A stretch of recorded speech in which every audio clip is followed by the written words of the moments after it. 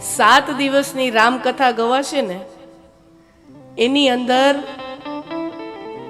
અનેકો ચરિત્રો આવશે, અમુક ઉદાહરણો આવશે, સરસ મજાની વાતો આવશે, અમુક વેદાંતની ચર્ચા આવશે, બધું એની અંદર આવશે.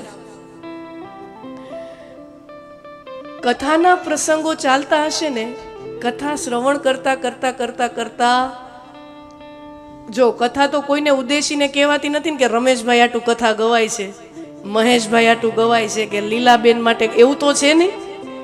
પણ અહીંયા બેઠેલી લીલાબેન, રમેશભાઈ, મહેશભાઈ કથા સાંભળતા સાંભળતા એને એમ થશે, ઓહો હો, મારા મનમાં અમુક પ્રશ્નો જે ચાલતા હતા ને એનો જવાબ મને અહીંયા મળી ગયો. આ મને જ કહેવાય છે. આ તો આવું તો મારેય થાય છે, આવું તો મારા જીવનમાંય છે, આવું તો મારા ઘરેય થાય છે. અહીંયા કોઈને ઉદ્દેશીને કહેવાતું નથી અને છતાંય સાંભળતા સાંભળતા એમ લાગે કે ઓહો, આ તો મારી જ વાત થાય છે. આ કથાનો પ્રભાવ છે કે આ તો મારી જ ઘરની વાતો થાય છે.